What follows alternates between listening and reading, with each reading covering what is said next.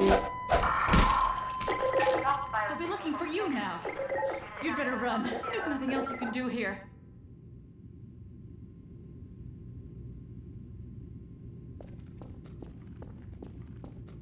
Metro Cop scene. This is another scene designed to make it clear that the Metro Cops are the bad guys, except this time the player has a weapon and can finally do something about it. That something comes out of the barrel of a gun. We knew we needed the player to feel righteous, and this moment was part of creating that. The Metro Cops are still human, unlike the rest of the Combine in the game, so we felt like we had to go the extra mile in making sure the player's actions felt like justice and not just wrath.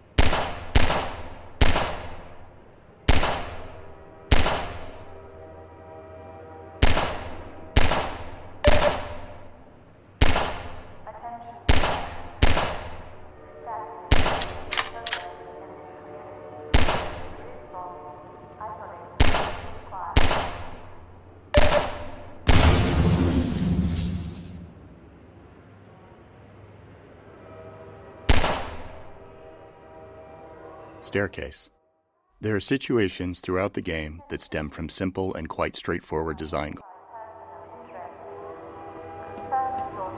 Staircase. There are situations throughout the game that stem from simple and quite straightforward design goals, and this staircase features two of them. The first was to frame the Citadel as it awakened, showing the player they stirred up the hive. The second was to showcase our ragdoll system. While it's standard now, in 2004 it was still a novelty to see bodies tumble realistically, and stairs provided a perfect stage to make that happen.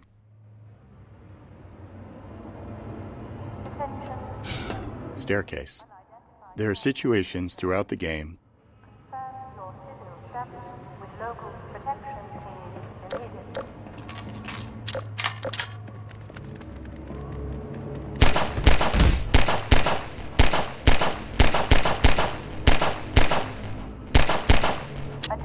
protection team. Status evasion in progress in this community. Respawn. Isolate. Inquire.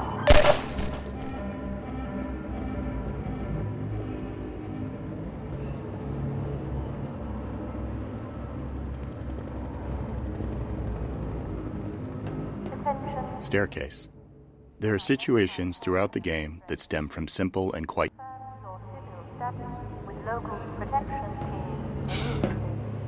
Staircase. There are situations throughout the game that stem from simple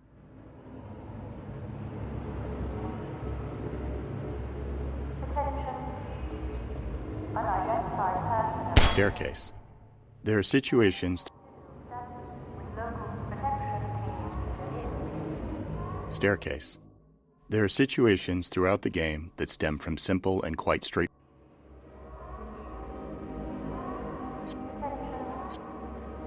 Unidentified person of interest. Local protection team deleted.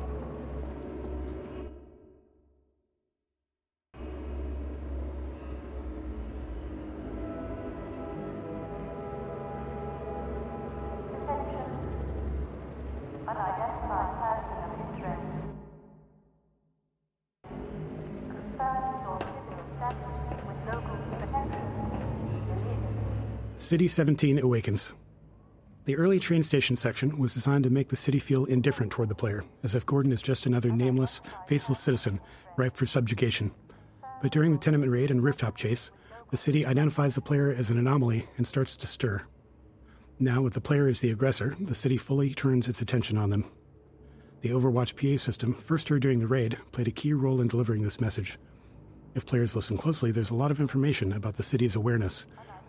Even when players didn't pay attention, though, the audio treatment still conveyed the emotional message we were aiming for.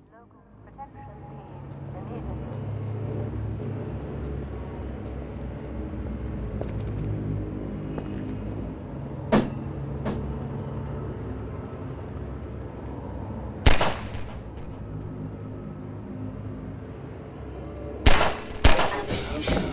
deleted. Deleted. Attention. Unidentified person of interest. Confirm your physical status with local protection team deleted.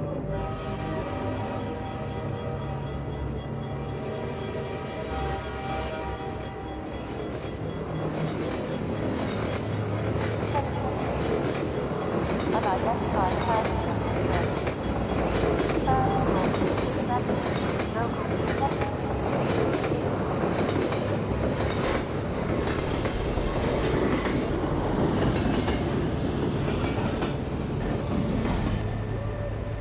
Explosive barrels. Here, we introduce explosive barrels, a staple of first-person shooters, but with a new twist. The second pistol shot sets the barrel on fire, starting a timed detonation. A third shot will detonate the barrel immediately. This way, players could either delay the explosion or trigger it right away, depending on the situation. Players may want to feed an explosive barrel to a barnacle and then shoot it twice as a handy way to safely dispatch a cluster of them. The delayed explosion also made for more interesting chain reactions between multiple barrels. Exploding barrels were a fan favorite in the series, but also were internally favored by level designers who often felt like the game could never have enough of them. Isolate. Inquire.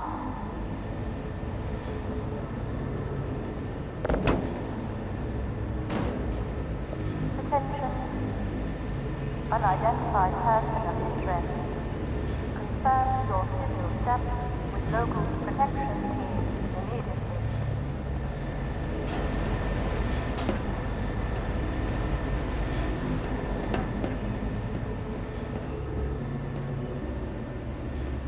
Attention protection team. Status evasion in progress in this community. Response. Isolate. Inquire.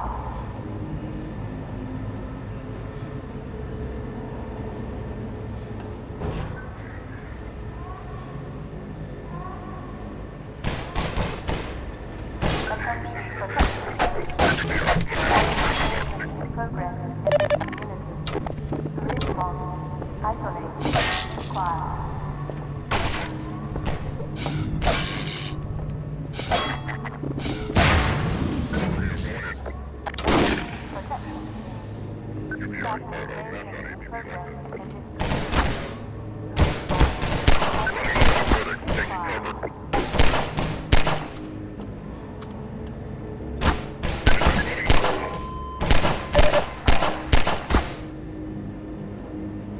Attention protection team. Status evasion progress in this community. Response. Isolate. Inquire. Lambda caches. Technically, the first Lambda cache is at Kleiner's lab, but this is the first one the player finds on their own. We added lambda caches to encourage exploration and to hint players where hidden resources could be found, with the fiction being that they were being placed by the Resistance as part of their underground rebellion. In Half-Life, the contents of supply crates were predetermined by the level design. In Shell 2, we introduced adaptive item crates that give the player whatever they are low on at the time, based on resource targets set by the level designer. Scanners. Scanners presented a tricky game design challenge. While we liked how their dystopian presence helped convey the Combine occupation as an oppressive surveillance state, we didn't actually want them to shoot at the player. We found that aiming into the sky to hit a small mobile enemy with a constant height advantage was something we couldn't make fun. Since we loved their role in the story, we decided that in combat, scanners would serve primarily as eyes, alerting nearby enemies to the player's presence, a feature we reinforced with sound effects from the soldiers. Beyond that, they'd only be able to harass the player with bright lights and occasionally dive bomb after taking enough damage. Overwatch. During development, we generated the Overwatch voice using a free text-to-speech tool, but as we neared shipping, we realized we didn't actually have the rights to use it, so we held auditions with voice actors to find someone who could match the qualities we liked in the generated lines. It didn't take long before we found Ellen McLean, whose delivery was exactly what we were looking for. In her sessions, we played the generated lines for her to mimic, though in her own style. She was a bit sarcastic at first, given that she was being asked to replicate such a robotic delivery, but years later when she returned for her iconic role as GLaDOS in Portal, she'd found a way to creatively integrate that tone into her performance.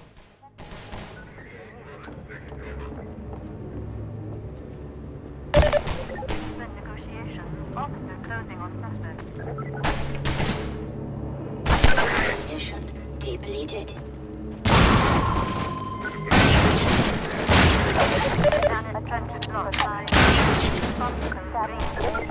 Pistol design. The standard pistol is the workhorse of the game, functioning not only as the first range weapon you learn to use, but also as a method to interact with physics and destructible objects at a safe distance for the entirety of the game. To help make it feel more responsive and fun to use, the pistol employs a refire mechanic that's unique to it in the game. The gun will fire as fast as the player can click their input button, meaning that they feel an instant response to their input, and the faster they can click, the faster they can shoot. Unidentified person of interest. Confirm your civil status with local protection team immediately.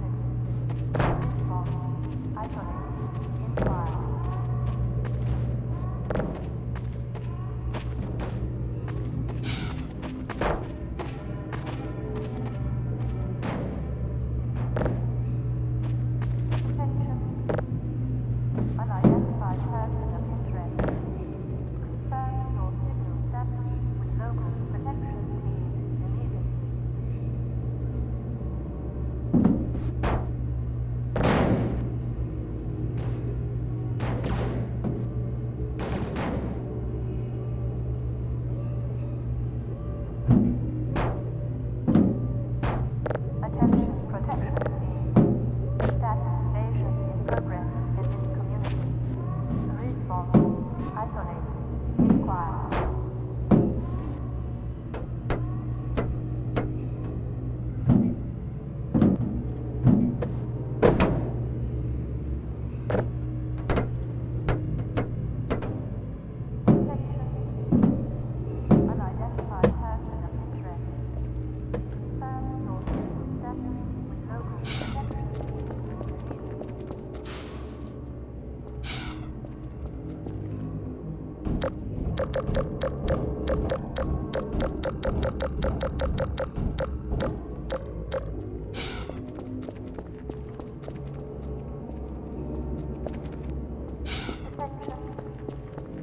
Unidentified person of interest. Confirm sources established with local protection team immediately.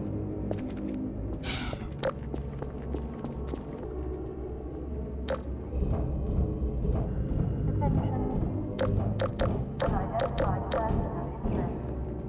Confirm sources established with local protection team immediately.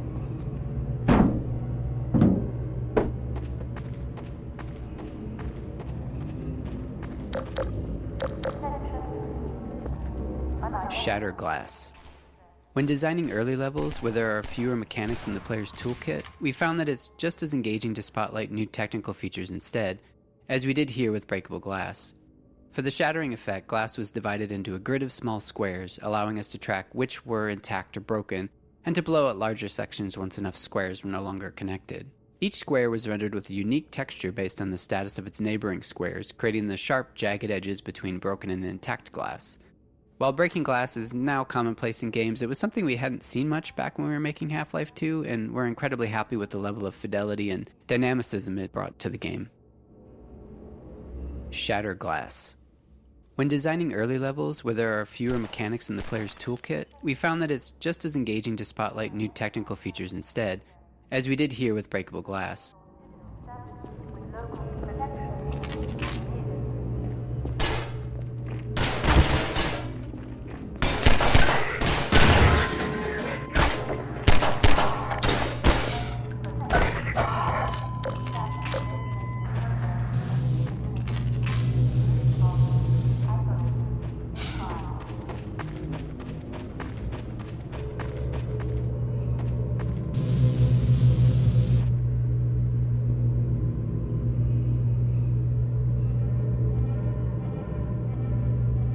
Attention protection team.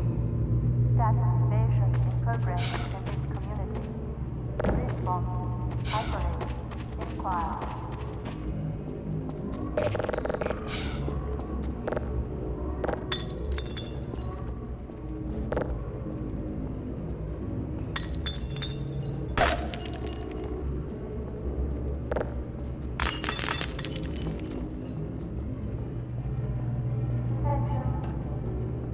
Unidentified person of interest. Confirm sources established with local protection team.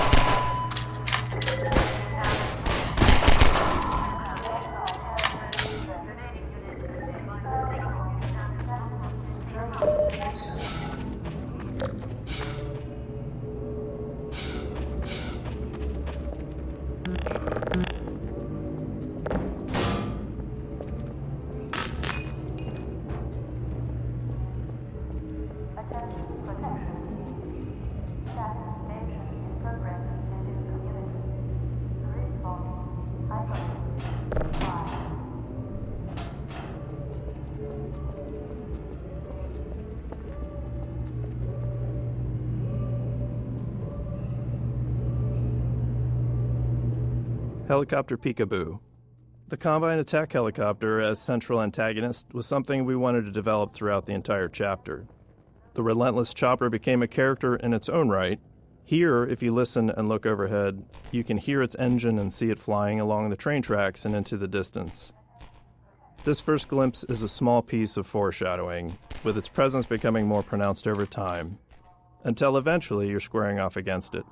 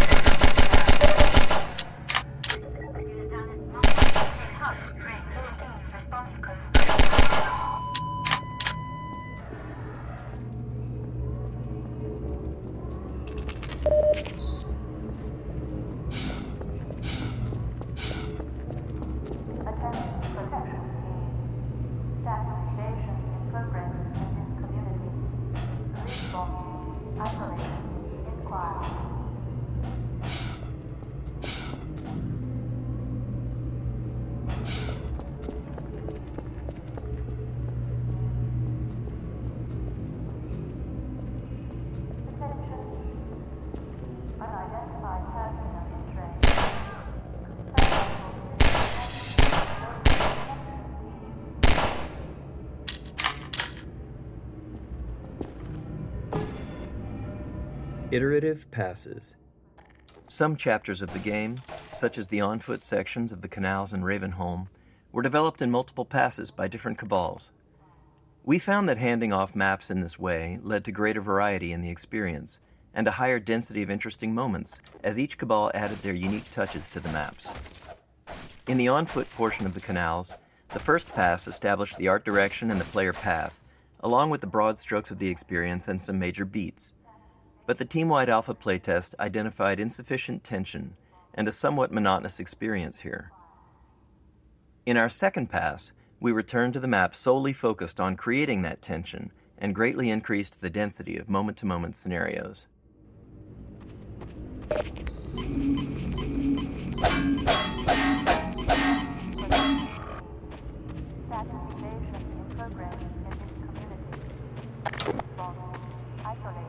Unidentified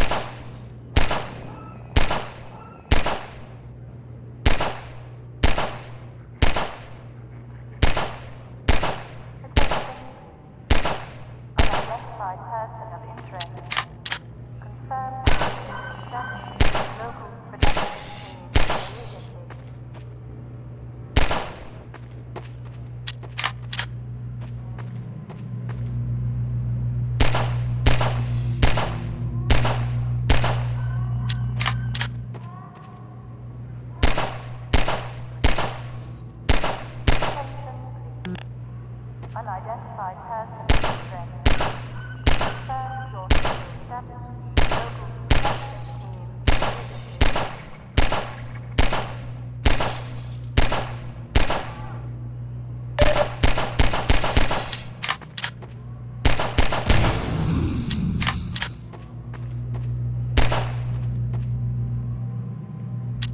Attention protection team. Status invasion in progress in this community. Response. Isolate. Inquire.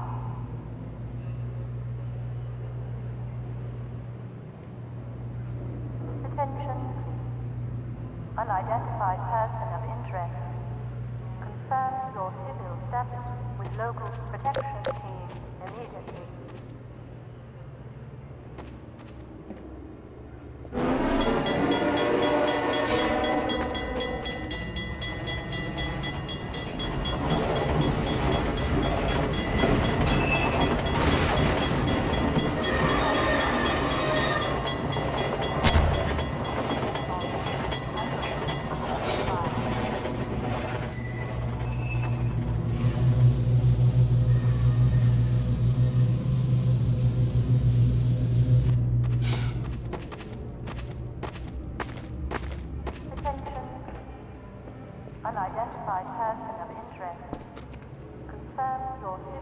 gaps with local protection teams immediately.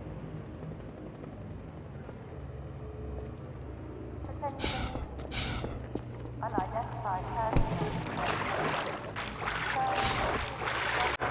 Local protection.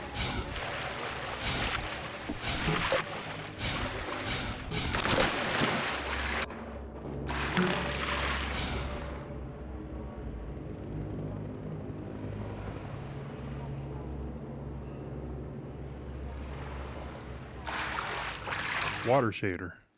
The most complex shader we made for the game was the water shader, which made full use of the newly available programmable graphics cards. When water was present, the scene was rendered 3 times. First, the underwater world for refraction, second, a reflected view, and third, the parts above the water. When rendering the water surface, we blended the refractive and reflective views, showing more reflection at glancing angles using the Fresnel equation. We also tracked the ground depth below the water's surface, making it more transparent and less refractive in shallow areas. Additionally, we had to create 2 alternate water rendering techniques for lower-end graphics cards.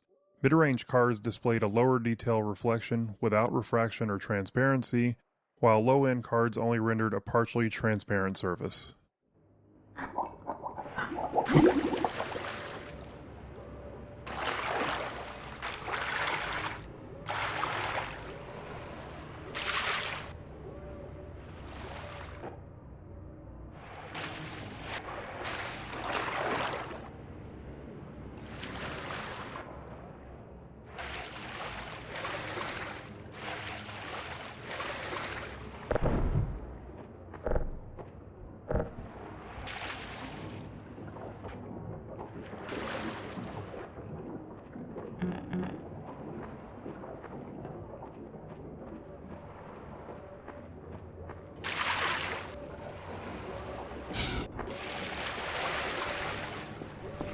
Interstitial scenes. As playtesting progressed, we often found areas where players lost track of their goal, which isn't uncommon in a game like Half-Life. To address this, we added smaller interstitial scenes to help guide players along their path and reinforce their objective. After finishing the bulk of development on our larger choreo scenes, like Kleiner's Lab, putting these smaller scenes together became relatively straightforward. We discovered that using characters in these moments worked much better than relying on passive storytelling, or even some sort of reminder you'd find baked into a pause menu.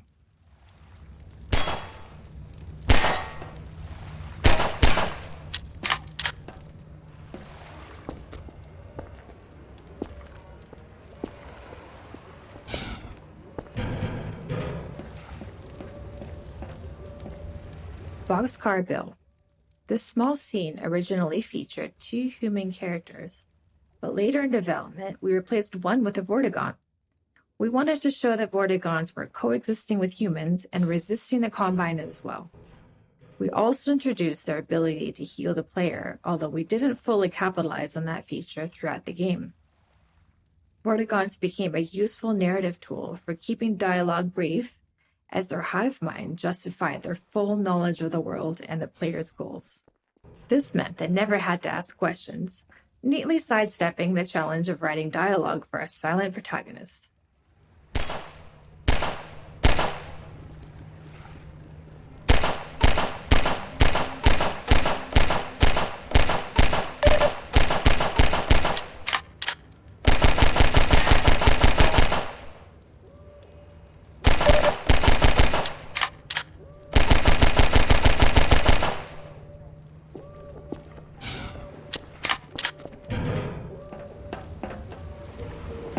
Good God.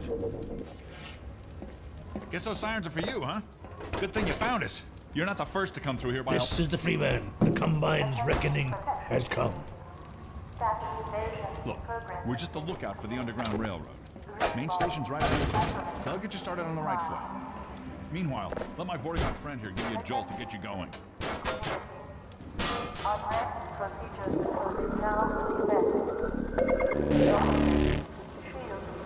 Be careful. We really can't afford to get noticed. Civil protection catches you down here, it's bad news for the whole railroad. We serve the same mystery. Hit the road, Jack.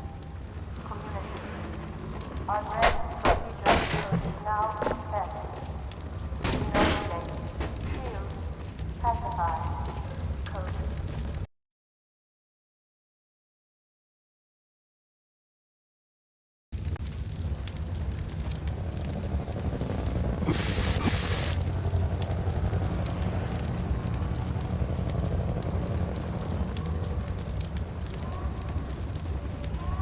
Attention.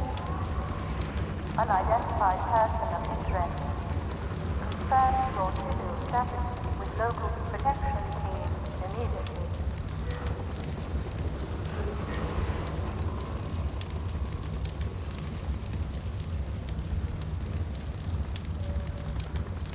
Citizen reminder. Inaction is conspiracy. Report counter behavior to a civil protection team immediately.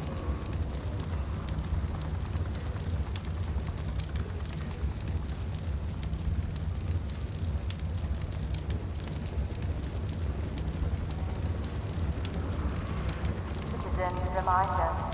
Inaction is conspiracy. Report counter behavior to a civil protection team immediately.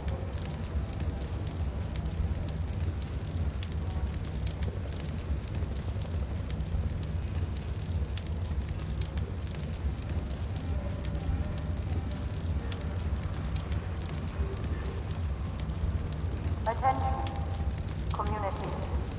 Unrest procedure code is now in effect. Inoculate, shield, pacify, code, pressure, sword, sterilize.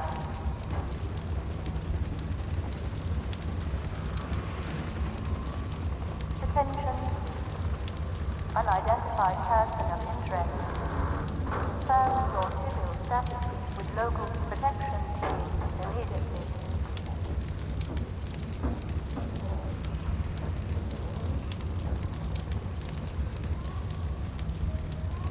Attention. Unidentified person of interest. Confirm your civil status with local protection team immediately.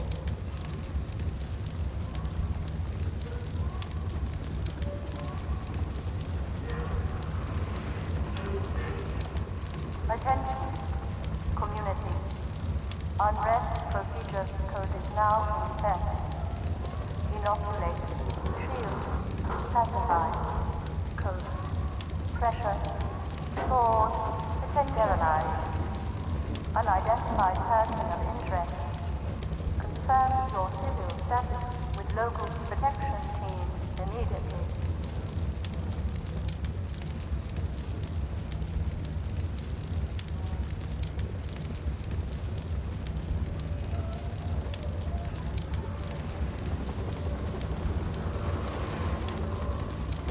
Reminder. Inaction is conspiracy. Report counter behavior to a civil protection team immediately.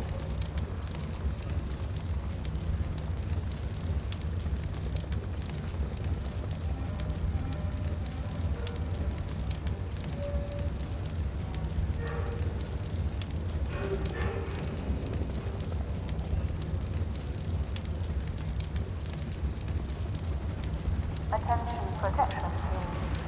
Static invasion in progress in this community.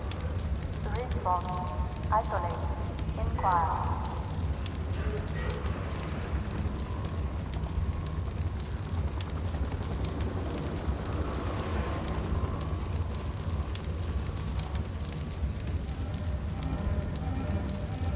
Attention. Community. Unrest procedure code is now in effect. Inoculate, shield, pacify, code, pressure, sword, attention, sterilize, community. Unrest procedure code is now in effect. Inoculate, shield, pacify, code, pressure, sword, sterilize.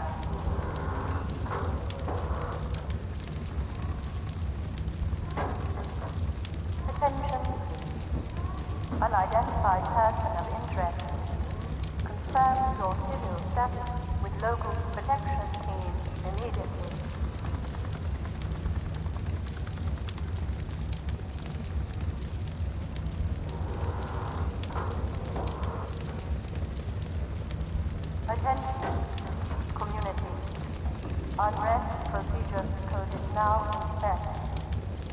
Inoculate. Shield. Pacify. Code. Pressure. Sword. Sterilize. Citizen reminder. Inaction is conspiracy. Report counter behavior to a civil protection team immediately.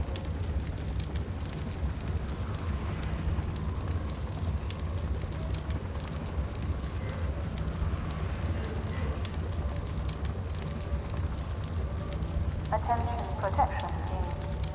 Status invasion in progress in this community. Response. Isolate. Inquire. Attention protection team. Status invasion in progress in this community. Response. Isolate. Inquire.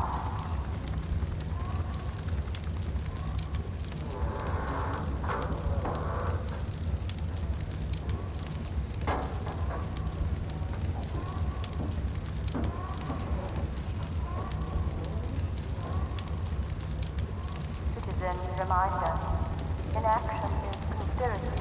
Report counter behavior to a civil protection team immediately.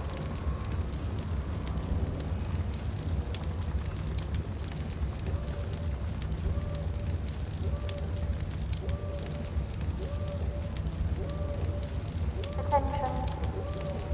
Unidentified person of interest. Confirm your civil status with local protection team immediately.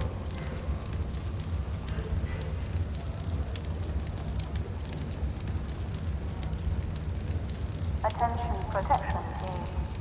Status invasion in progress in this community. Response. Isolate. Inquire.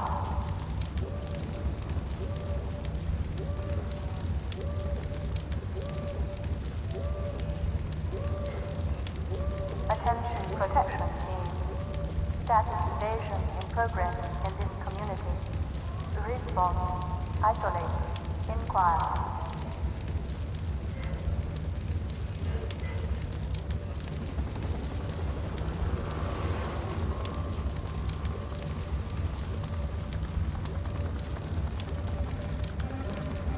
Attention. Unidentified person of interest. Confirm your civil status with local protection team immediately.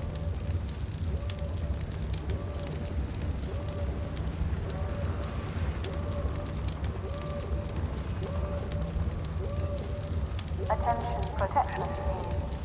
Status invasion in progress in this community. Response. Isolate. Inquire.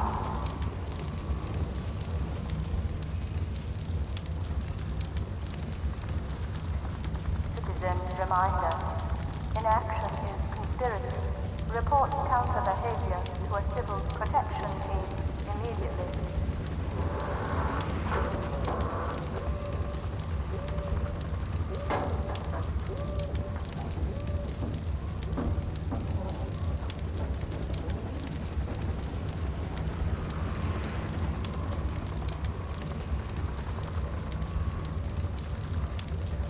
Attention, community.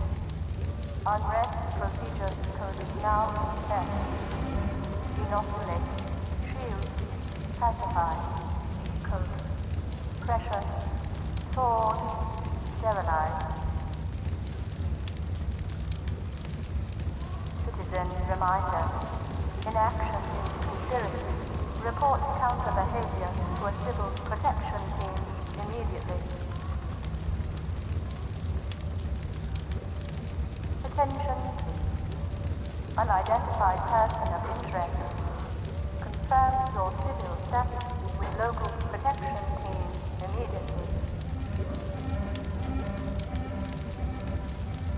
Citizen reminder.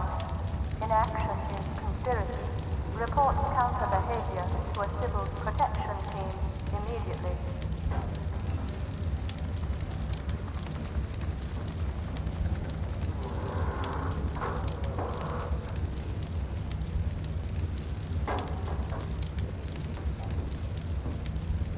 Attention protection team. Status invasion in progress in this community. Response.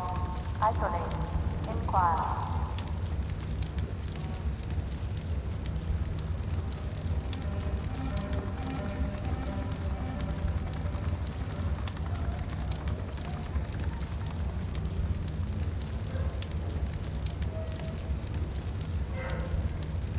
Citizen reminder.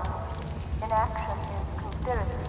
Report counter behavior to a civil protection team immediately.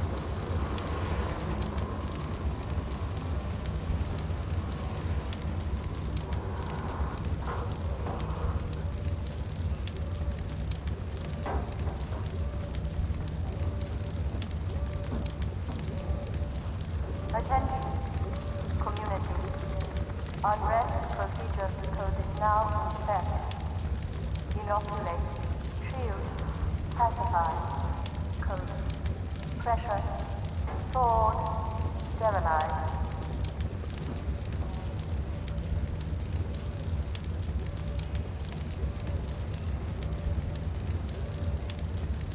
Attention, community. Unrest procedures code is now in effect. Inoculate, shield, pacify, code, pressure, sword, sterilize.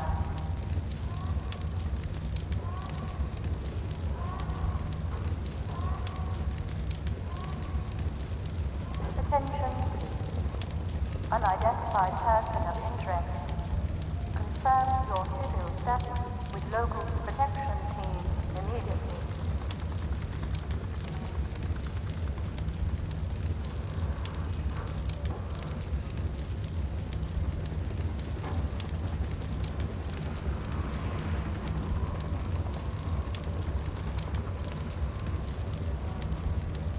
Citizen reminder. Inaction is conspiracy. Report counter behavior to a civil protection team immediately.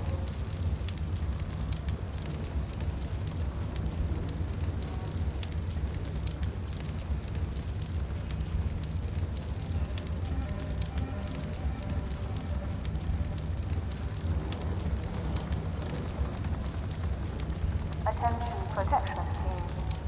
Status invasion in progress in this community. Response. Isolate. Inquire.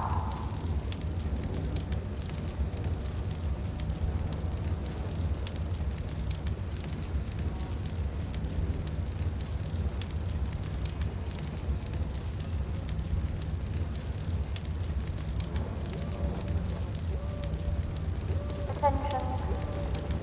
Unidentified person of interest. Confirm your civil status with local protection team immediately.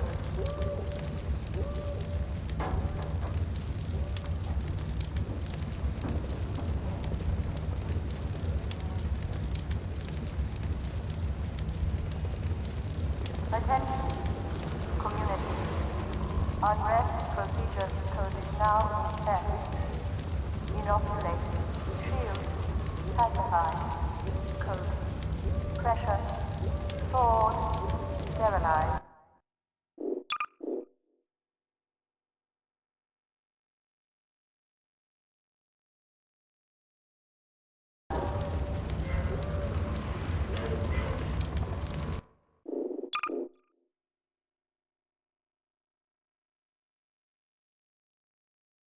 Attention, community. Particles.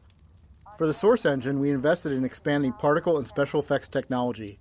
This allowed for more realistic and complex particle movement, as well as more intricate shapes and shader effects.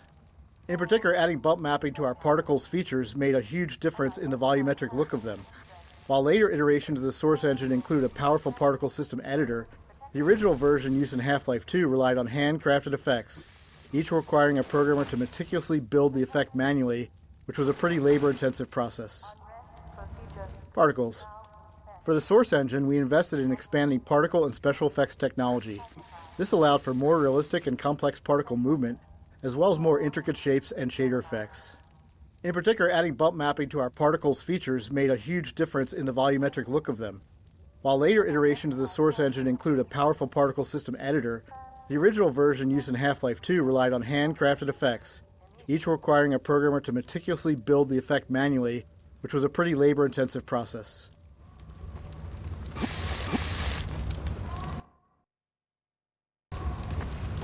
Attention protection team. Status evasion in progress in this community. Response. Isolate. Fire.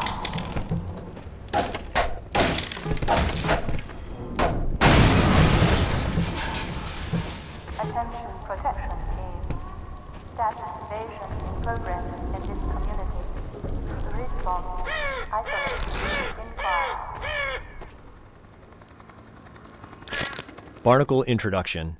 Because barnacles can be confusing when first encountered, we wanted to introduce them in a way that showed players their behavior at a safe distance. We decided to do that through a nature show-style predator-prey scene. But, as always, scenes like this took a lot of iteration to get players to reliably see.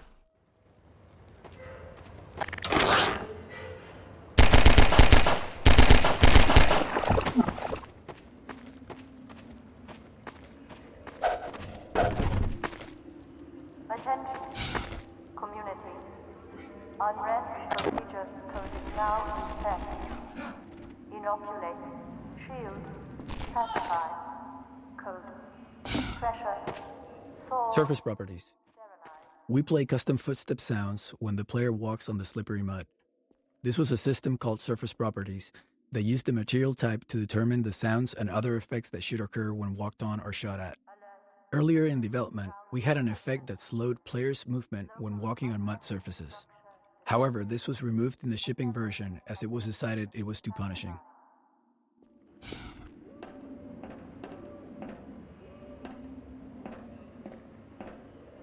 Mounted gun gallery.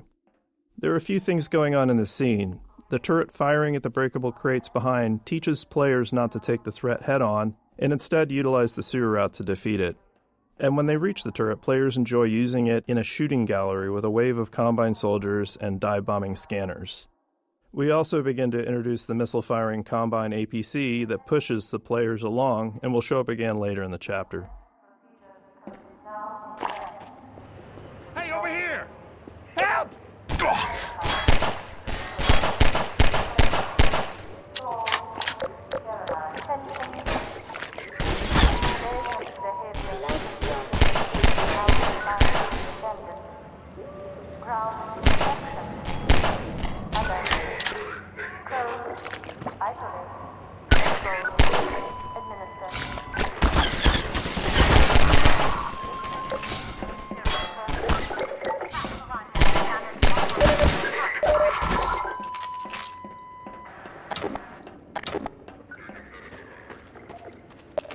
Station 12, come in. This is Station 8. We heard 12 go down and out. Surgical strike units are targeting railway stations. Repeat, civil protection is coming down on underground stations. We're already getting refugees from 9 and outlying. Looks like we're... Station 8, do you copy? Station 8, are you there? We have confirmed reports of manhacks. Repeat, they're filling the underground with manhacks.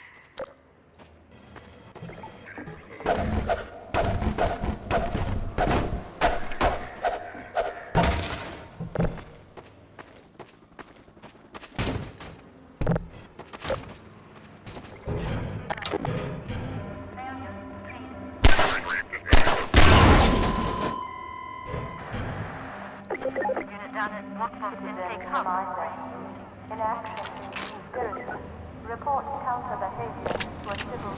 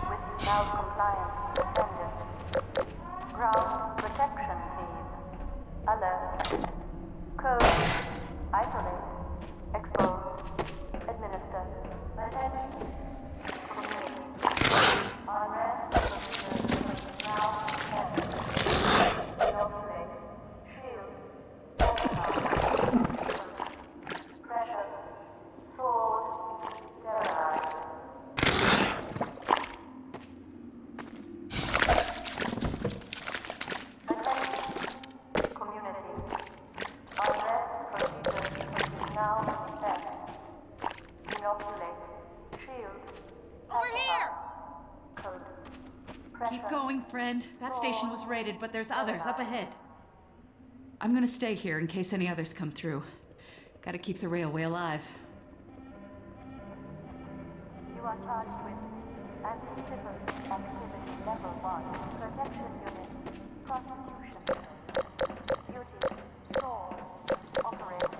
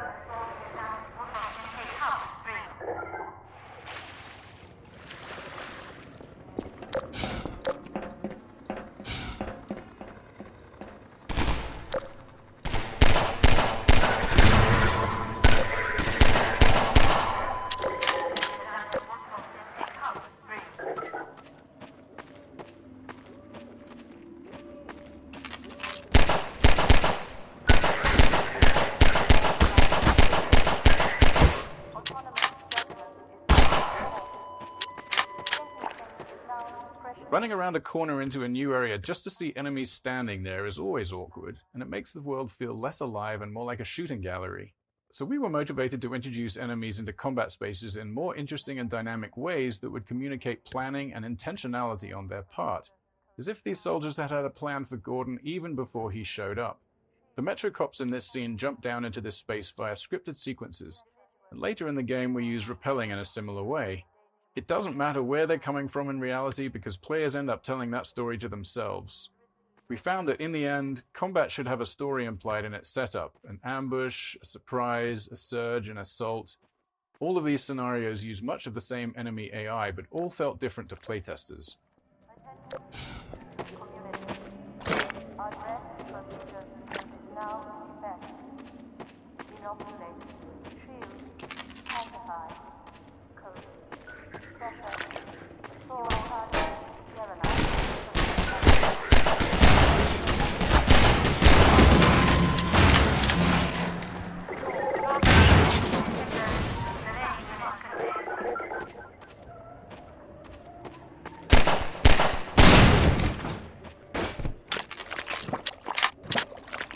Anti-civil activity level 1. Protection. Prosecution code. Duty. Sword. Operate.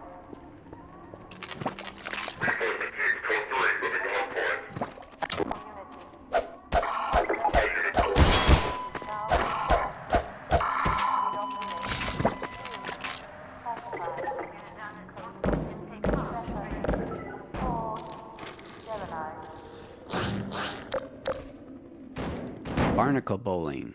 This is a satisfying example of how a bunch of design elements can come together in a matrix of interactions to create a memorable scenario for the player. We got barnacles, our physics simulations, slippery mud surface properties, and last but not least, explosive barrels. You've encountered all these on their own, but they're able to snap together naturally to create a moment we called barnacle bowling. Barnacle bowling. This is a satisfying example of how a bunch of design elements can come together in a matrix of interactions to create a memorable scenario for the player. We got barnacles, our physics simulations, slippery mud surface properties, and last but not least, explosive barrels. You've encountered all these on their own, but they're able to snap together naturally to create a moment we called barnacle bowling. This is a satisfying example of how a bunch of design elements can come together in a matrix of interactions to create a memorable scenario for the player. We got barnacles, our physics simulations, slippery mud surface properties, and last but not least, explosive barrels. You've encountered all these on their own, but they're able to snap together naturally to create a moment we called barnacle bowling. Minor fracture detected. Minor lacerations detected.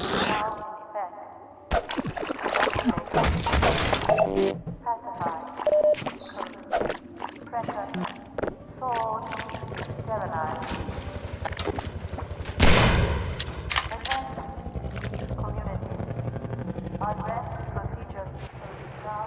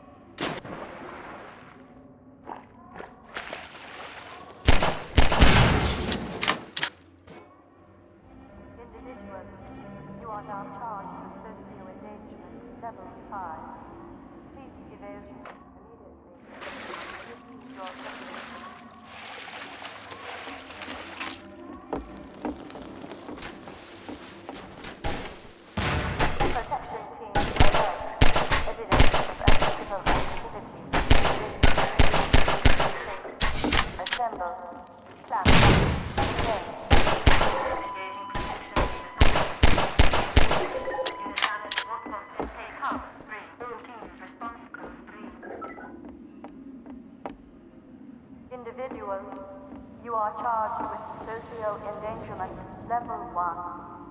Protection unit, prosecution code. Duty, sword, midnight.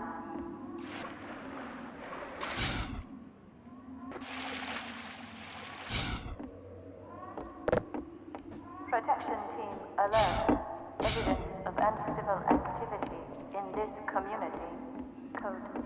Assemble. Plan. Contain.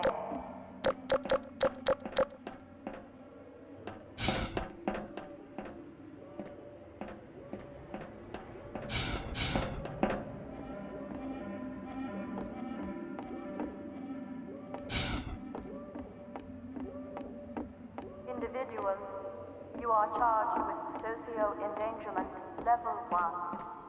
Protection unit, prosecution code. Duty, sword, midnight. Physics in puzzles. Often, simpler mechanics encountered earlier in the game are pulled from more complex ones as a form of training. The teeter-totter puzzle, the first physics-based contraption in the game, was actually derived from a later, more intricate washing machine puzzle in the Canals. The teeter-totter uses the same principles of mass and ramps, but in a more straightforward way that players can directly interact with, helping them understand the game's physics and making later puzzles easier to tackle. This puzzle also highlights the analog nature of the physics system, with the placement of cement blocks and the player's own weight both factoring into the solution.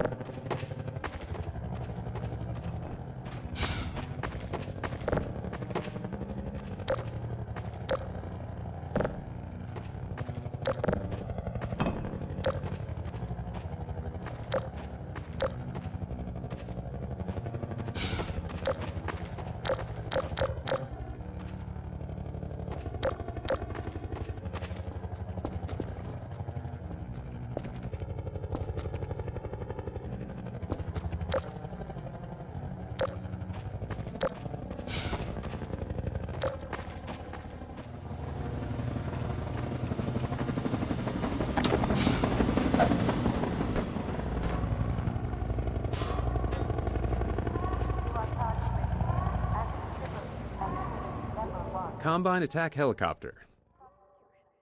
Players have had glimpses before, but here's where we fully introduce the main boss of the Canals chapter, the Combine Attack Helicopter. This chopper relentlessly destroys a player's cover, forcing them to move forward or risk being gunned down. We wanted this sequence to feel tense and menacing, with the helicopter seeming far too powerful to confront directly, and maintaining that intensity through the canals until the final showdown in the reservoir. To achieve this, we heavily constrained the helicopter's movement based on specific gameplay goals. In this map, designed as a dash from cover to cover under helicopter fire, we created a ring path in the sky above the arena. The helicopter always travels to the farthest point on that ring from the player, keeping it visible and making it easier for us to place cover in just the right spots.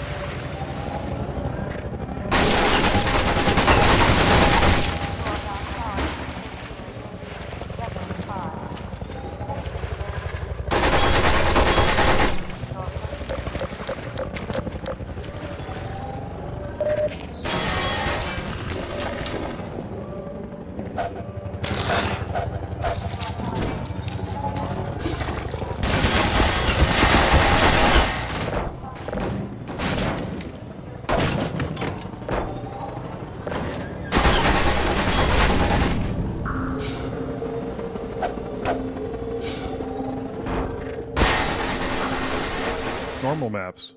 Half-Life 2 was developed during an exciting time for graphics, as the first programmable shader-supported graphics cards were hitting the market. Using this technology, we became one of the first games to implement normal maps, a technique that enhanced the lighting on surface geometry. The normal map described the surface's roughness, allowing each pixel of a polygon to be lit in a way that made surfaces appear bumpier and more detailed than ever possible in Half-Life 1. Normal maps. Half-Life 2 was developed during an exciting time for graphics, as the first programmable shader-supported graphics cards were hitting the market. Using this technology, we became one of the first games to implement normal maps, a technique that enhanced the lighting on surface geometry. The normal map described the surface's roughness, allowing each pixel of a polygon to be lit in a way that made surfaces appear bumpier and more detailed than ever possible in Half-Life 1. Normal maps. Half-Life 2 was developed during an exciting time. Normal maps.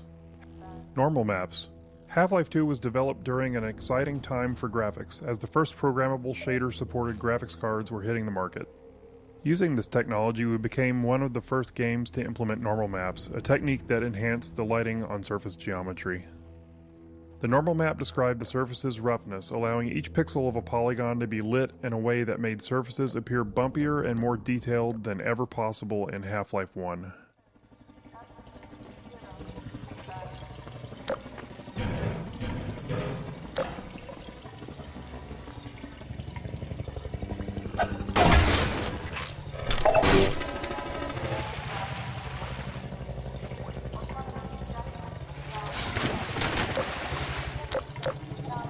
Normal maps.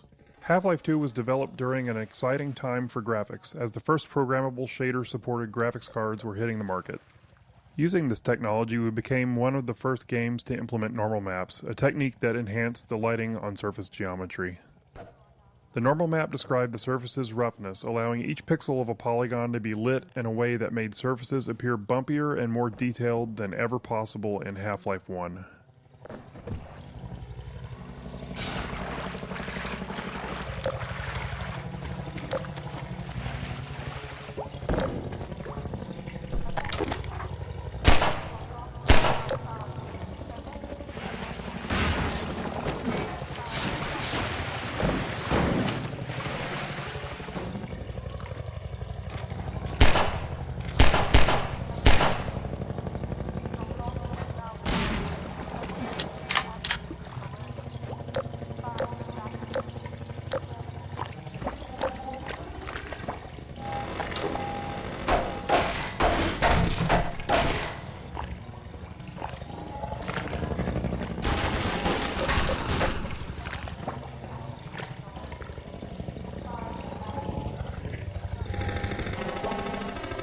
Autosave dangerous. In Half-Life 1, we had a set of autosaves throughout the game, hand-placed by level designers and triggered when the player reached some specific moment or position in the game. This ensured that the game was automatically saved for you as you traversed through Black Mesa's corridors. In Half-Life 2, we found ourselves needing a new tool. The problem arose in some of the more complex arenas we'd built. Some of those encounters would last for quite a while and features multiple sets of enemies. Others were long, sprawling mixes of exploration and combat without any clear separation between the two. We never want an autosave where the player is in danger of dying right after loading the game, because that could place the player in a death loop. If you played enough games back then, you definitely found yourself in this situation at least once. So unless we deliberately crafted pauses in every arena's flow, there wasn't always a safe place to put an autosave. After some experimentation, we implemented a feature called Autosave Dangerous. This was a level designer tool that combined an autosave with an associated time frame. When triggered by the level designer, it immediately saved the game, but kept the save off to the side, not available as a save game to load from. If the player then stayed alive for the specified time frame, then the save would be committed and used as the most recent autosave. This allowed level designers to put an autosave at a reasonable place or time in an arena, specify a time, like 30 seconds, and if the player was still alive for 30 seconds, the autosave would be used.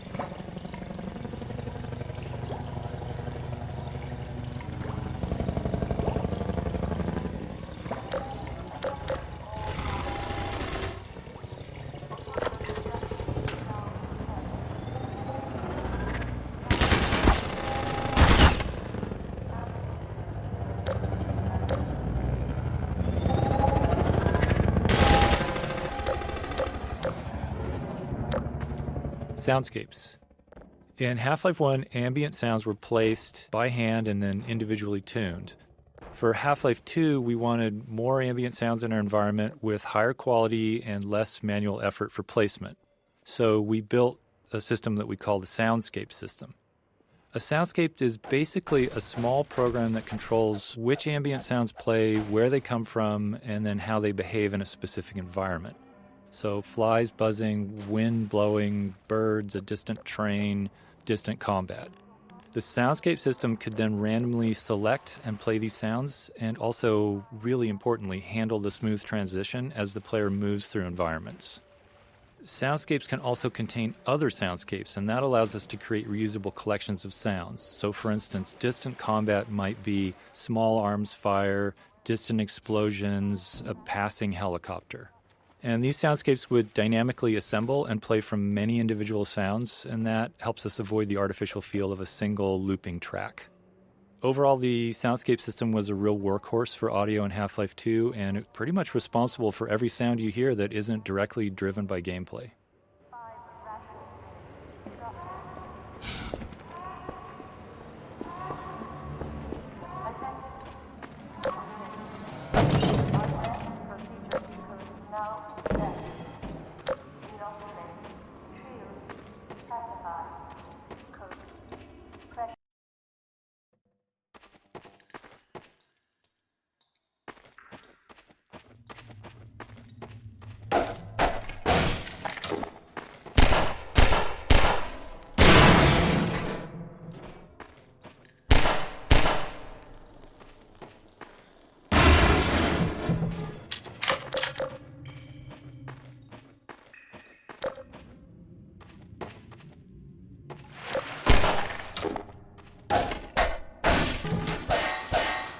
Get in here, hurry. Civil protection's onto us.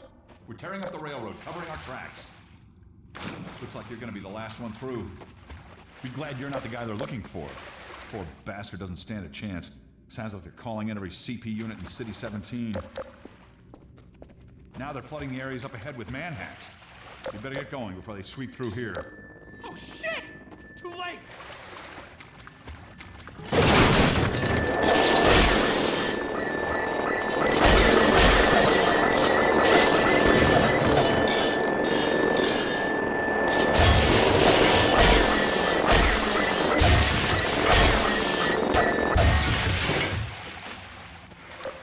That was a close call. Thanks for your help.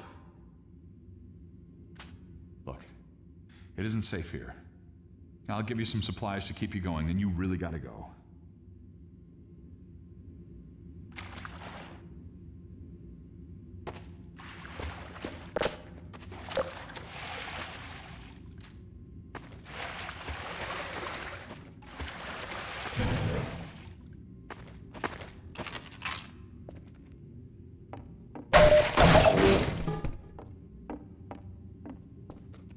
Manhack Map.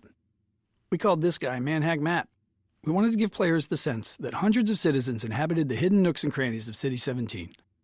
At this point in the game, it had been a while since players had seen a citizen, and we wanted to explain the significance of the manhacks, which was the first physics-based enemy that we created. In the original concept, there was a video arcade in the city where players could fly manhacks around to attack virtual citizens. Eventually, players would discover that the manhacks were real, and so were the citizens. As the Combine occupation became more fleshed out, this idea of a video arcade became an odd fit and eventually fell by the wayside.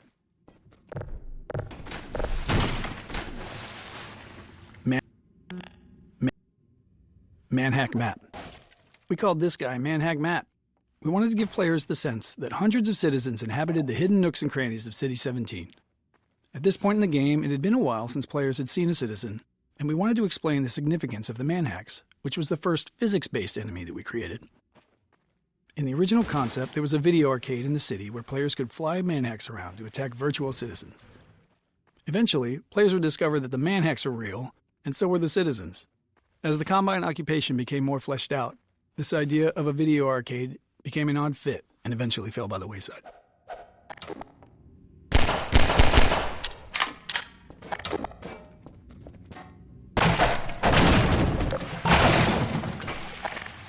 Get going.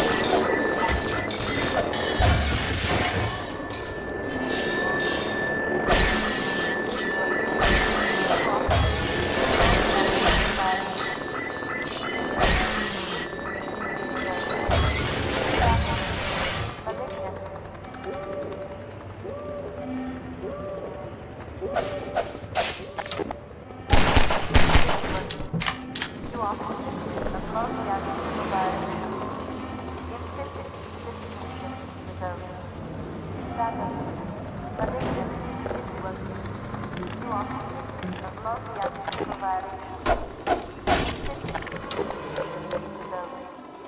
Status. Malignant.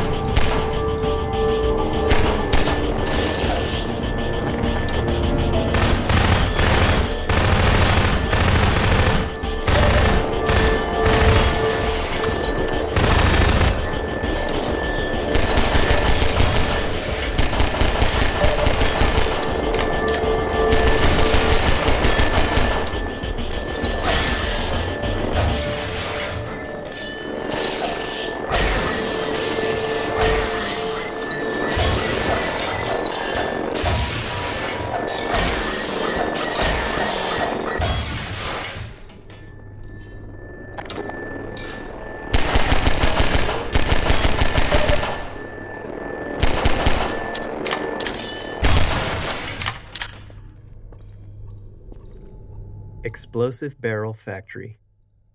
This room, filled with an absurd number of exploding barrels, inspired some good-natured debate within the team around how far to push the plausibility of our world. Frankly, one exploding barrel is probably too many in regards to realism. In the real world, barrels really shouldn't explode, even if you were to shoot them.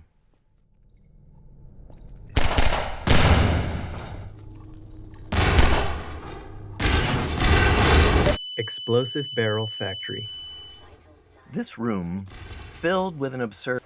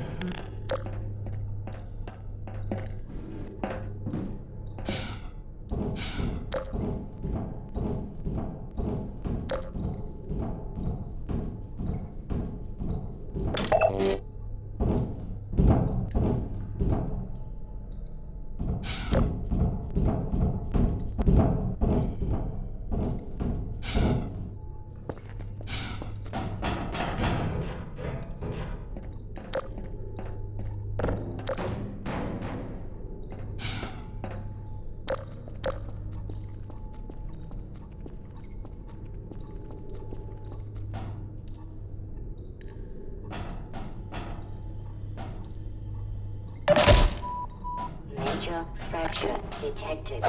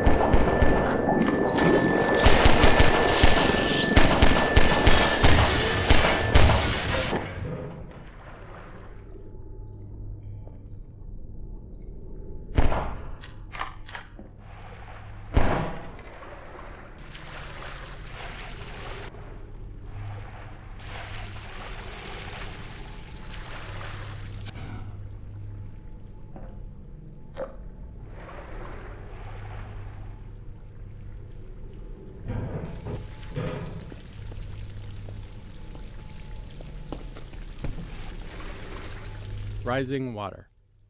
The floating bridge and wooden spools here introduce the concept of buoyancy as a tool for the player. In this case, it's not really a puzzle. It's just some fun for the player interacting with the physics system.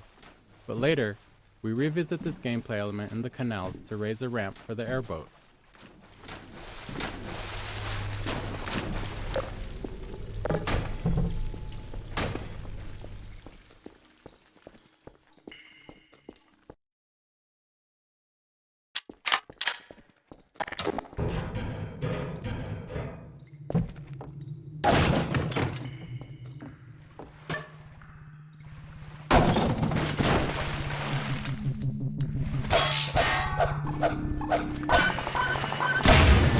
Rendering systems. In the early 2000s, we couldn't afford a general-purpose renderer with the broad capabilities of a modern engine. Instead, CPU, GPU, and memory limitations required highly specific solutions to rendering challenges so we could squeeze every bit of performance out of a player's hardware. As a result, Half-Life 2 actually has 3 different rendering engines. One for world geometry, another for outdoor terrain, and a third for dynamic entities like characters and objects.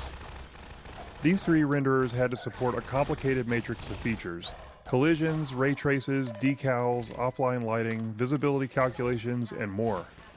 On top of that, each renderer needed to support DirectX 7, 8, and 9.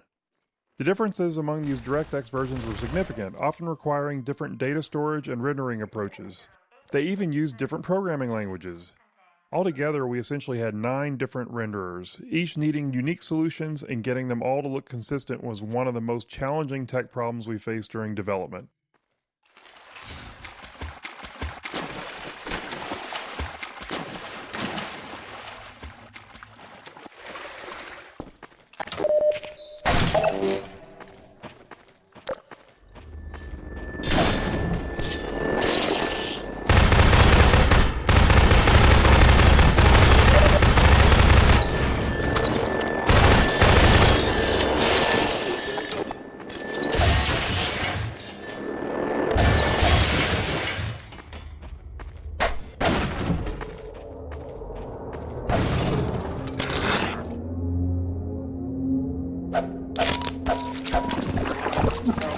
Detected.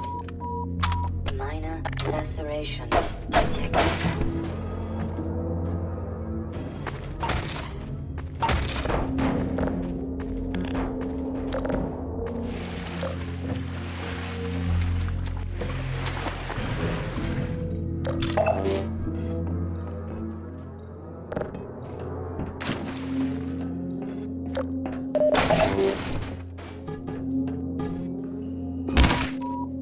Major fracture detected.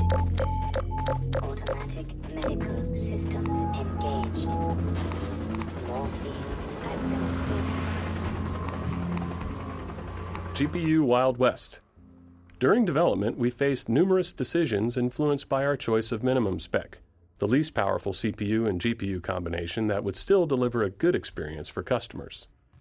In the early 2000s, there was far more variety among GPUs than today, with wide differences not only in speed, but in fundamental approaches to rendering. But at the time, we had no real data on the hardware our customers were using.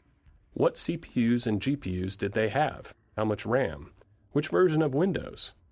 We reached out to Microsoft hoping they might know answers to questions like, how many DX7 cards are in use?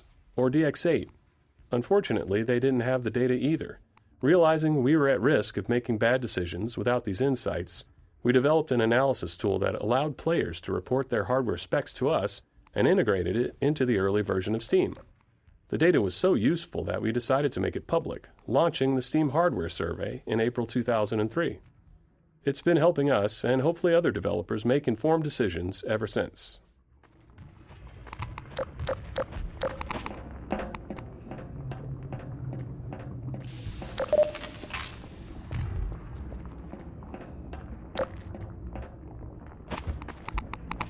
GPU Wild.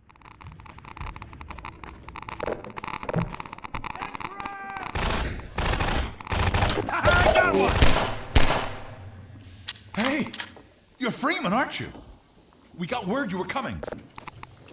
You got here at a bad time. Black Mesa east to Station 6. Do you read? Dr. Freeman is on his way downriver. Lend him the airboat and give him all the help you can. Repeat, Gordon Freeman has returned. It is critical he reaches Black Mesa East. Better get going now.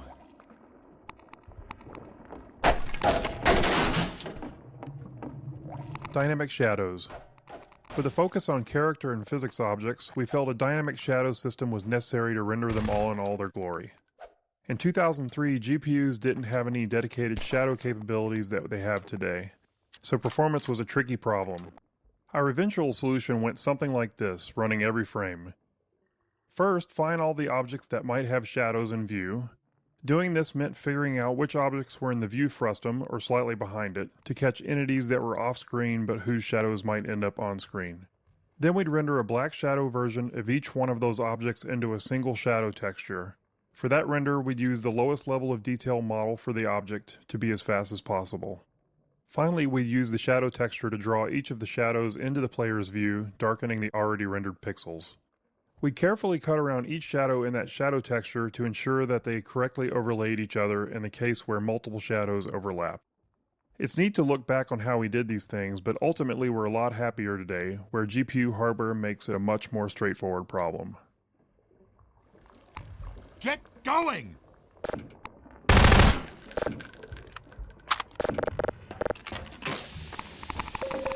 Warning.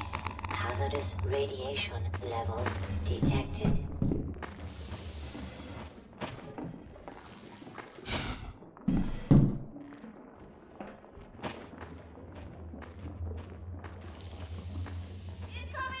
They're shelling us!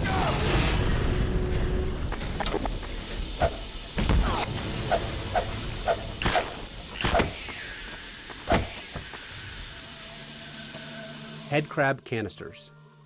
Used headcrab canisters are seen later in Ravenholm, so we decided to show them here to tell the story of how they're used by the Combine. The story is that the Combine have weaponized Zen fauna to use them against the humans. Burrowed headcrabs was added as a new feature for this section that was expanded into a larger area that is meant to show a citizen shanty that was decimated by the headcrab assault.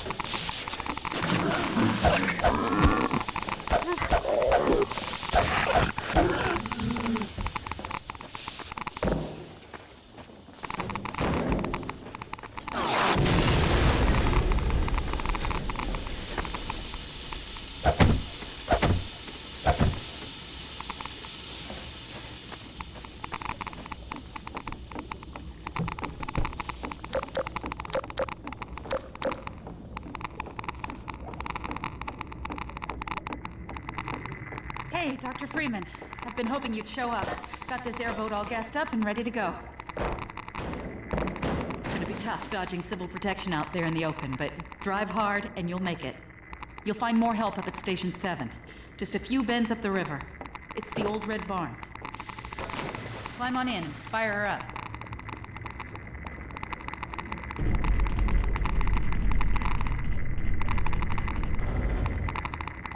Go ahead and get in the boat, Dr. Freeman. Airboat intro. This is where the player gets the first vehicle of the game, the airboat. We wanted to create a safe space for players to practice driving the airboat for as long as they wanted before moving on. The arena is sprinkled with opportunities for jumps and tricks, and we filled the arena with toxic slime to keep players in the airboat longer, while preventing them from leaving the vehicle behind and progressing forward on foot. Combinatorial shader explosion. Rendering became much more complex during Half-Life 2's development with the addition of hardware shaders, small bits of code controlling how each pixel on a surface should render.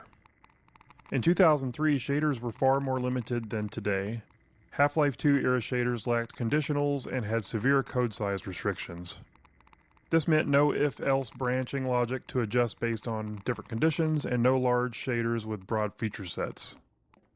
Also, compiling shaders as needed was just too slow to be useful, so we had to pre-compile them.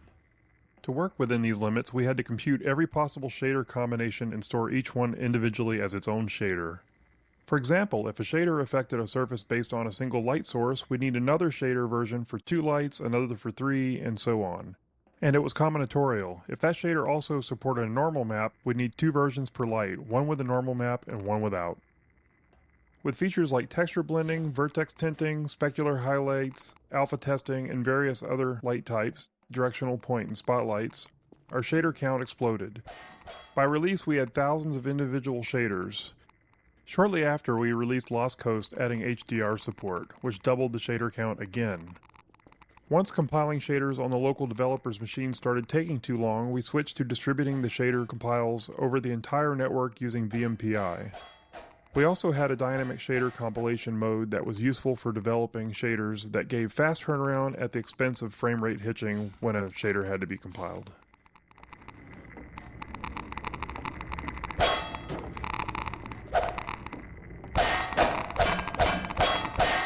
Go ahead and get in the boat, Dr. Freeman.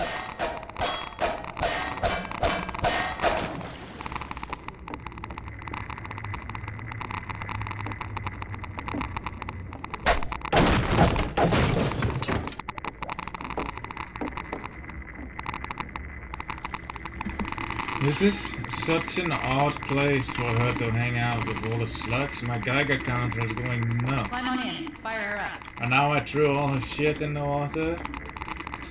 So, what is she going to do? Why put her radio here? At least go, further down there. She's gonna die in a few minutes. Go ahead and get in the boat, Dr. Freeman.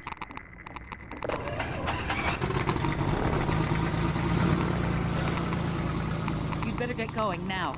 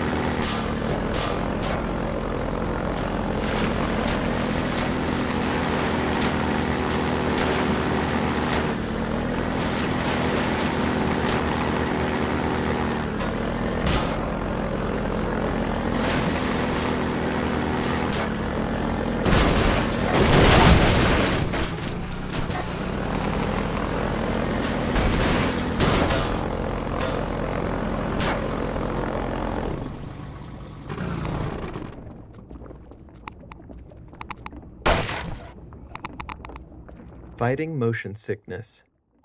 In early playtesting, many players developed motion sickness while driving the airboat. While trying to fix this, we discovered several factors that contributed to it. We found that reducing the intrusion of the airboat into the view helped, so we made several passes on the model to pare it back. Maintaining a consistent frame rate helped as well, so it was important to keep an eye on performance in these sections.